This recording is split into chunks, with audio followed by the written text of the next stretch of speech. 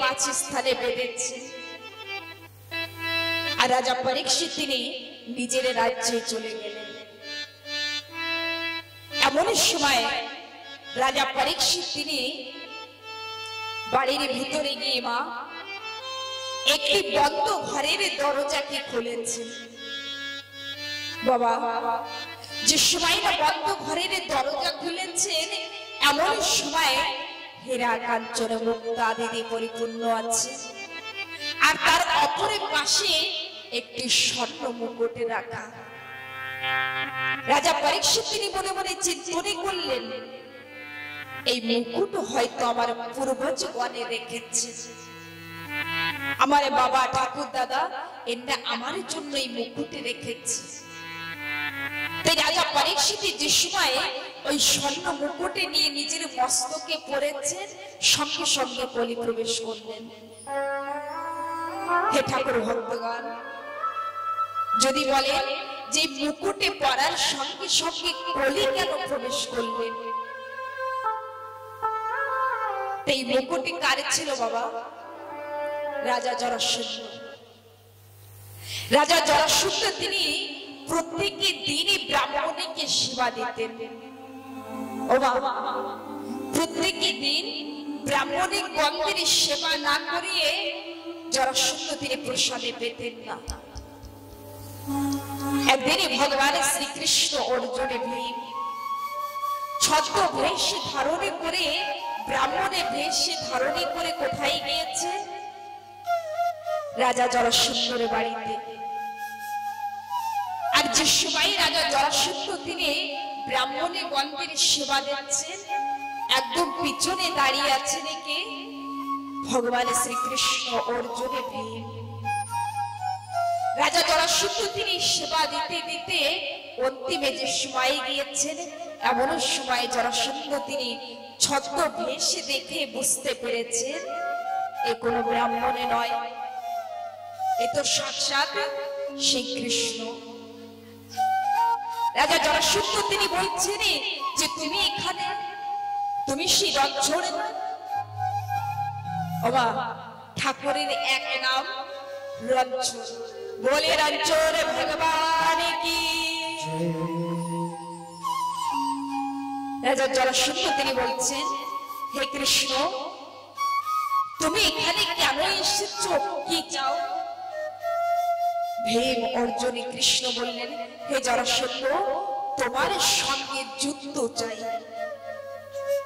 রাজা জরাসন্ধ তিনি মৃদুলে হাসি দিয়ে বলছেন, বেশ, তুমি যদি আমার সঙ্গে যুদ্ধ চাও তাহলে আমি যুদ্ধ করব, কিন্তু তোমার সঙ্গে নয়।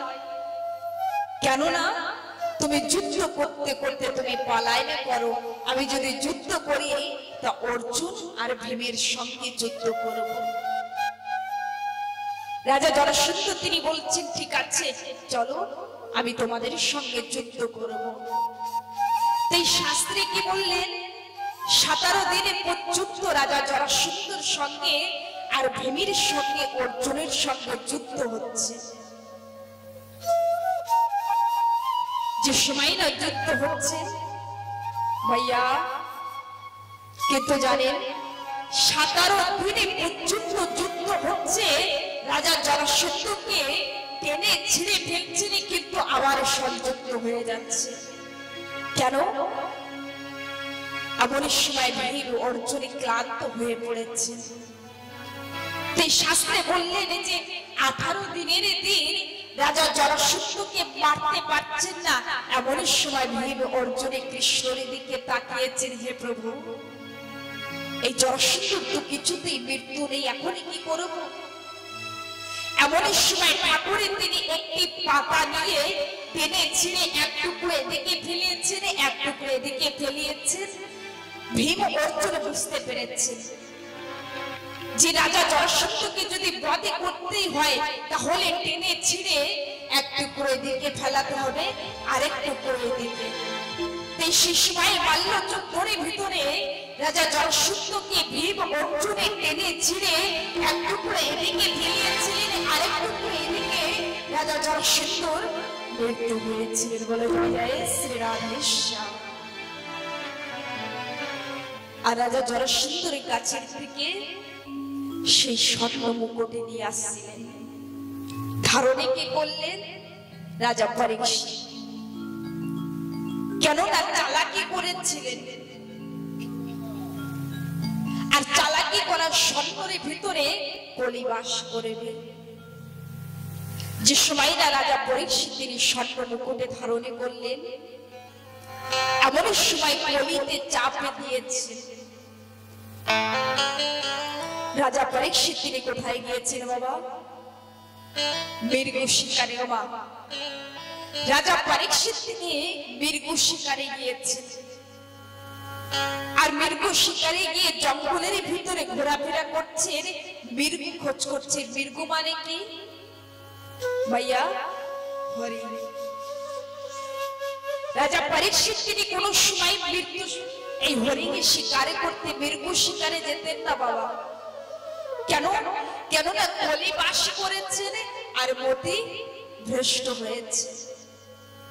আজকের রাজা পরীক্ষিত তিনি মৃগ শিকারে গিয়ে এমন সময় জলে পিপাসায় কাতর হয়ে পড়েছে।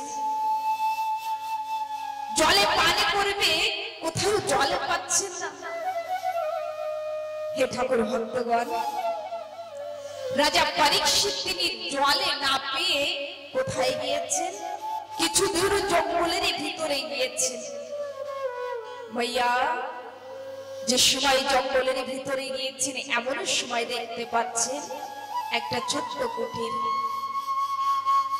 রাজা পরীক্ষিত তিনি মনে মনে চিন্তা করলেন, আমি যদি এখানে যাই তাহলে আমি জলে পাবো, আমার খুব পিপাসা লেগেছে।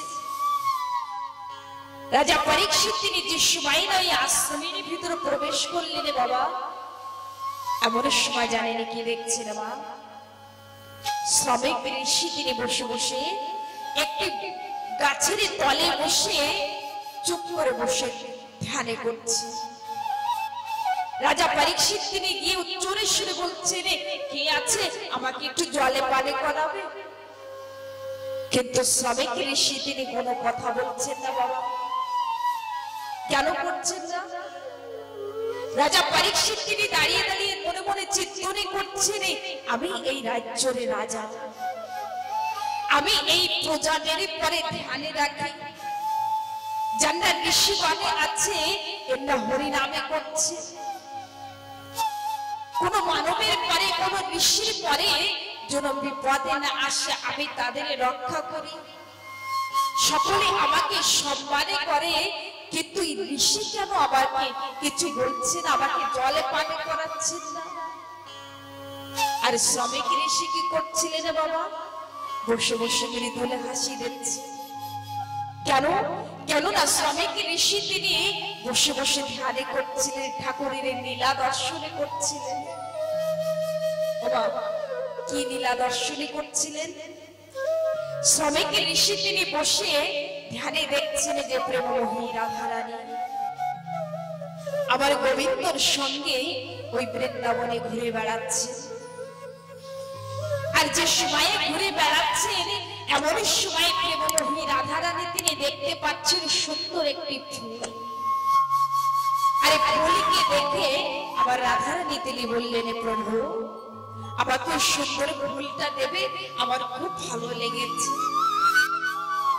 আমার গোবিন্দ তিনি বলছেন, রাধে তুমি ফুলই নেবে?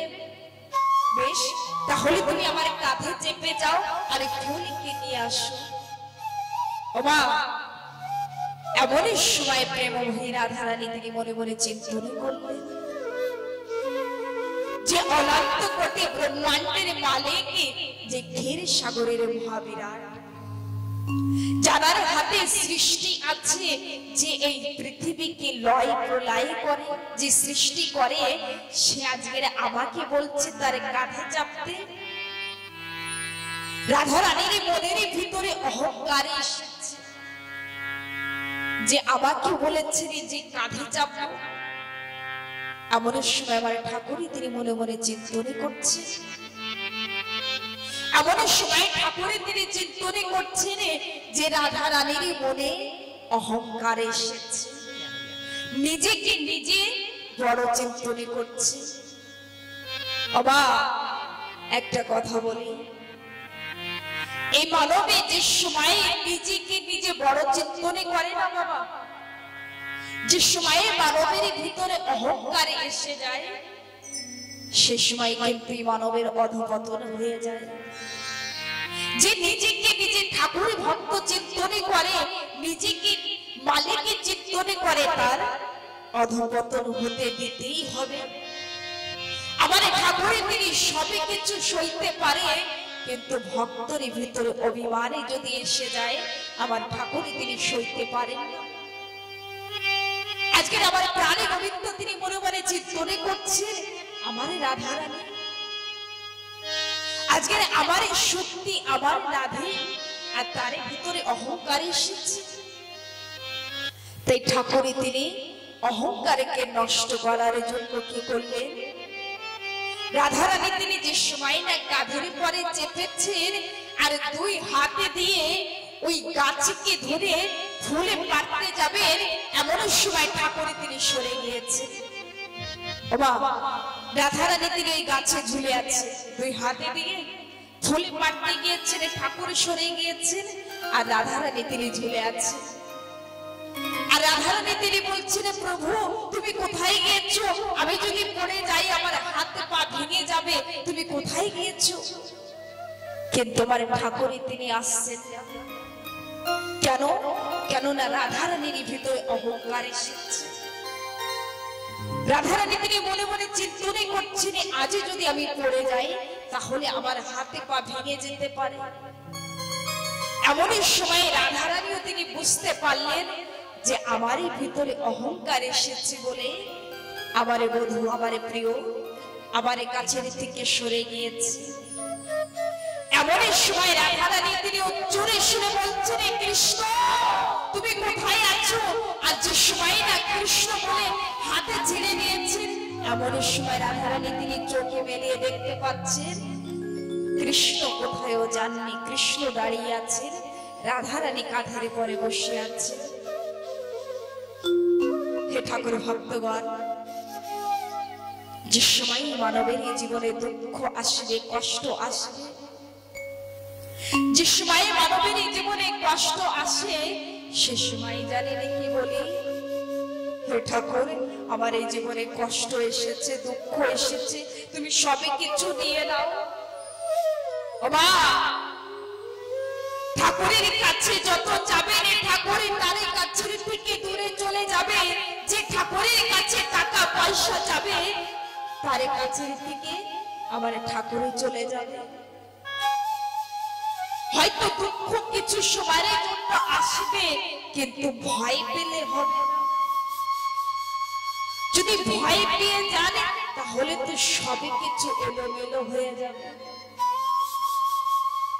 যে সময় জীবনে দুঃখ আসবে, ঠাকুরকে একটা কথাই বলবেন, হে গোবিন্দ তোমার ভক্ত, তোমার শরীরে, তোমার প্রাণে, তোমার সংসারে দুঃখ কষ্ট সুখ দুঃখ তুমিই দিয়েছ, তুমি সবে কিছু করবে। যে সময় একটি শিশু মাতৃ গর্ভে থাকে, তার আহারের ব্যবস্থা কি করে বাবা? যে সময় একটি শিশু মাতৃ গর্ভে থাকে, তার আহারের ব্যবস্থা তোমার গোবিন্দই করে। যে সময় একটি শিশু কথা বলতে পারে না, নিজের হাতে দিয়ে প্রসাদে পেতে পারে না, সে সময় তো আবার গোবিন্দ তিনি মায়ের স্থানে দূত পাঠিয়ে দেন। রাতের বেলায় যে সময় একটি পাখি গাছের পরে থাকে না বাবা, তা দেখবেন ঝড়ে বৃষ্টির থেকে আবার গোবিন্দ রক্ষা করবেন। সৃষ্টিকর্তা ব্রহ্মা, সংহারে কর্তা ভোলেনাথে, পালনে কর্তা আমার সাথে সেই প্রাণে গোবিন্দ। যে সময় দুঃখ আসবে, ঠাকুরের পরে সবে কিছু সমর্পিত করবেন। সমর্পিত যত সময় না করবেন, দুঃখের থেকে মুক্তি পাবেন না।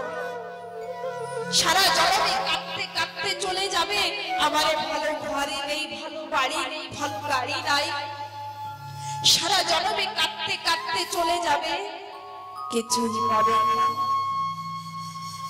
ও মা, একটা গোপনে কথা বলবো, আপনাদের এই গ্রামে না যে সব থেকে ধনবান ব্যক্তি, টাকা পয়সা কিছুতে কম নেই, তা আপনি তাকিয়ে দেখবেন সেই বাড়িতে একজন ঠাকুরের ভক্ত আছে। সেই বাড়িতে একজন ঠাকুরের ভক্ত আছে যে সকালে বেলায় ঠাকুরকে জাগায়, সকালে বেলায় ঠাকুরকে কিছু না দিয়ে প্রসাদে পায় না। যে একজনে ঠাকুরের ভক্ত ওই বাড়িতে থাকবে, যে ঠাকুরের বলে সকলের সময় কাঁদবে, ঠাকুরের পরে সংসারে সমারিত করে, হে ঠাকুর আমারে বলতে, আমার এই সংসারে বলতে, এই বড় বান্ধবী বলতে এই জগতে কেউ নেই। হে দয়াময়, যা কিছুই আছে তোমার আছে, তুমি দেখে নিও। একজনে ঠাকুরের ভক্ত সকলের সময় ঠাকুরকে ডাকতে থাকবে, তা দেখবেন সেই বাড়ি টাকা পয়সা ধন সম্পত্তি কিছুতে কমে নেই। যদি কথা বলে যে পাশের বাড়িতে আমি তো দেখি নাই ঠাকুর ভক্ত, সে তো ঠাকুরকে ডাকে না, কিন্তু টাকা পয়সা অনেক আছে। হে ঠাকুর ভক্তগণ, গুপ্ত ঠাকুর ভক্ত দেখেছে যে আমি ঠাকুরকে ভক্তি করছি, এ কথা যেন কেউ জানতে না পারে। আমি যে ঠাকুরের জন্য কান্না করি, আমার এই কথা যেন এই জগতের মানবে না জানতে পারে। সে বাড়িতে দেখবেন টাকা পয়সা সবই কিছু আছে। যে একবারে আমার প্রাণী গোবিন্দকে ভালোবেসেছে, হয়তো প্রথমে একটু কষ্ট আসবে না, একটু দুঃখ আসবে, কিন্তু দেখবে যদি আপনি ভরসা করেন আমার গোবিন্দর উপরে, যদি বিশ্বাসে রাখেন, তা আস্তে আস্তে দুঃখের থেকে আমার গোবিন্দ নিশ্চয়ই আমার ঠাকুরের তিনি ভালোবাসা দেবে। আমার ঠাকুরের তিনি কোনোদিন এই কথা চিন্তনে করে না আমার ভক্ত দুঃখের ভিতরে থাক, আমার ভক্তের জীবনে দরিদ্রতা থাকবে, আমার গোবিন্দ তিনি চিন্তনে করেন না। দরিদ্রতা কেন আসে, দুঃখ কেন আসে, আমাদের কর্মফলে। আমরা এই সময়কে বুঝতে পারি না, ভগবানের পরে আমরা বিশ্বাস করতে পারি না, তাই আমাদের জীবনে কষ্ট দুঃখ চলে আসে। আজকের প্রেমময়ী রাধারানীর ভিতরে অহংকার এসেছিলেন, আর যে সময় না রাধারানী তিনি বুঝতে পেরেছেন, সে সময় নিজের দুই হাতিকে তুলে হে কৃষ্ণ বলেছেন, বলে জয় জয় শ্রী রাধেশ্যাম, নিতাই বলে হরি বলে হরি বল।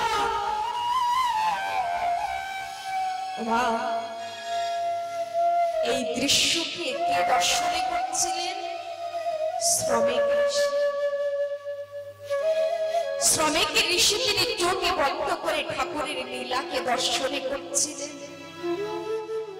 আর রাজা পরীক্ষিত তিনি দাঁড়িয়ে দাঁড়িয়ে চিন্তনে করছেন যে হয়তো আমাকে দেখে হাসি রহস্য ঠাট্টা করছে। জানেন বাবা, এমন সময় রাজা পরীক্ষিত তিনি একটি মৃত্যু সর্প দেখেছেন। রাজা পরীক্ষিত তিনি ক্রোধিত হয়ে ধনুষী বাণ দিয়ে ওই মৃত্যু সর্পকে শ্রমিকের ঋষির গলায় পেঁচিয়ে দিয়েছে। দেখেছেন কলি প্রবেশ করলেই মানবে কি করে। আজকের রাজা পরীক্ষিত তিনি একটি মৃত্যু সর্পকে ওই শ্রমিকের ঋষির গলায় পেঁচিয়ে দিয়েছেন বাবা। আর সেখান থেকে রাজা পরীক্ষিত তিনি তার রাজ্যে চলে গিয়েছেন। যে সময় তার রাজ্যে গিয়েছেন, এমন সময় মস্তকের থেকে স্বর্ণ মুকুটে নিচে রেখেছে। এমন সময় রাজা পরীক্ষিত তিনি মনে মনে অনুভব করছেন, তাই তো আমি তো বড় পাপ করেছি। এদিকে শ্রমিকের ঋষির সন্তান শৃঙ্গী একটি ছোট্ট শিশু ছুটতে ছুটতে গিয়ে শৃঙ্গীকে কি বলছেন, হে শৃঙ্গী অতি শীঘ্রে চলো আর গিয়ে দেখো তোমার বাবার গলায় একটি মৃত্যু সর্পকে যেন পেঁচিয়ে দিয়েছে। শৃঙ্গী তিনি কৌশিকী নদীর থেকে জলে আচমনে করে ধ্যান করে দেখলেন যে আমার পিতার গলায় কে মৃত্যু সর্প পেঁচিয়েছে। এমন সময় শ্রমিক ঋষি তিনি দেখতে পাচ্ছেন যে রাজা পরীক্ষিত তিনি তার পিতাকে অপমান করলেন। কৌশিকী নদীর থেকে জলে আচমনে করে শৃঙ্গে তিনি অভিশাপ করলেন কি যে এই সপ্তমী দিনের ভিতরে সর্পের ঘাতে রাজা পরীক্ষিতের মৃত্যু আছে। আমি শৃঙ্গে ঋষি পুত্র, আমি শৃঙ্গে আমি রাজা পরীক্ষিতকে অভিশাপ করছি, সপ্তমী দিনের ভিতরে রাজা পরীক্ষিতের মৃত্যু নিশ্চয়। রাজা পরীক্ষিতকে অভিশাপ করে দিয়েছেন বাবা। আর এদিকে শৃঙ্গী তিনি কাঁদতে কাঁদতে চলে এসেছেন নিজের পিতার সম্মুখে বসে উচ্চরে স্বরে কান্না করছে। এমন সময় নিজের সন্তানের কান্নার শব্দ পেয়ে শ্রমিক ঋষি তিনি চোখ মেলিয়ে দেখছেন যে তার সন্তানে কাঁদছে।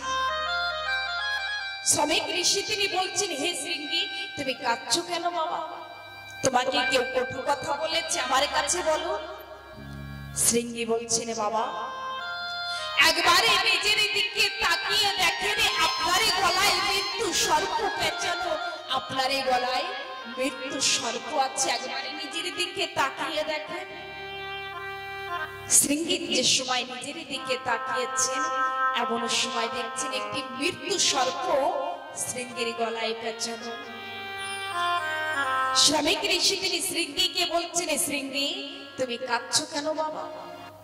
তুমি কি জানো না এই মানবের যে সময় মৃত্যু হয়, পশু পক্ষী যে সময় মৃত্যু হয়ে যায় কোথায় থাকে? মাটির পরে মৃত্যু দেহ পড়ে থাকে। হে শৃঙ্গী তুমি যে আমার শরীর দেখছো না, আমার শরীরটা মাটির শরীর। আর একটি মৃত্যু সর্প মাটির পরে থাকা যেমন আর আমার শরীরের পরে থাকা একই ব্যাপার। কেননা আমার শরীর তো মাটির শরীর, তাই মাটির পরে থাকলেও কি আসে যায় আর আমার পরে থাকলে কি আসে যায়? শৃঙ্গী তুমি কেঁদো না বাবা। ও মা দেখেন এখানে সন্তানকে কেমন শিক্ষা দিয়েছে যে মাটির পরে একটি মৃত্যু জীব জন্তু মানব সবই কিছু থাকে, আর এই শরীরই তো মাটির শরীর। এই মাটির শরীরের পরে যদি একটি মৃত্যু সর্প থাকে তাতে কোনো কষ্ট নেই, দুঃখ নেই। এমন সময় শৃঙ্গী তিনি বলছিলেন, বাবা আমি তো রাজা পরীক্ষিতকে অভিশাপ করেছি যে আপনাকে অপমান করেছি, সপ্তমী দিনের ভিতরে রাজা পরীক্ষিতের মৃত্যু নিশ্চিত, আমি অভিশাপ করেছি। বাবা যে সময় না শ্রমিক ঋষি তিনি কথা জানতে পারলেন এমন সময় বলছেন, হে শৃঙ্গী আজকে তুমি এত বড় পাপ করলে যে এই রাজ্যের রাজা যে আমরা ঋষিগণ ঠাকুরের নামে করছি, আজকে তুমি সেই রাজাকে তুমি অভিশাপ করলে। দূর হয়ে যাবার সম্মুখের থেকে তোমার মতন সন্তান আমার এই জীবনে আমি চাই না, তোমার মতন দুষ্ট সন্তান আমি আমার এই জীবনে চাই না, তুমি চলে যাও আমার জীবন থেকে। তুমি আজকে না জেনে শুনে তুমি রাজা পরীক্ষিতকে অভিশাপ করলে। ওই রাজা পরীক্ষিতের কারণে আজকের জঙ্গলের ভিতরে বসে ঠাকুরের নামে করছি, আর তাকে তুমি অভিশাপ করলে সপ্তমী দিনের ভিতরে মৃত্যু। এদিকে শ্রমিক ঋষি একটি কুর্মিক নামের শিষ্যকে বলেছেন, যাও রাজা পরীক্ষিতকে গিয়ে বলো তার এই জীবনে মাত্র সপ্তমী দিন বেঁচে আছে। এদিকে রাজা পরীক্ষিত মনে মনে চিন্তনে করছেন যে সময় স্বর্ণ মুকুটে রেখেছেন বাবা।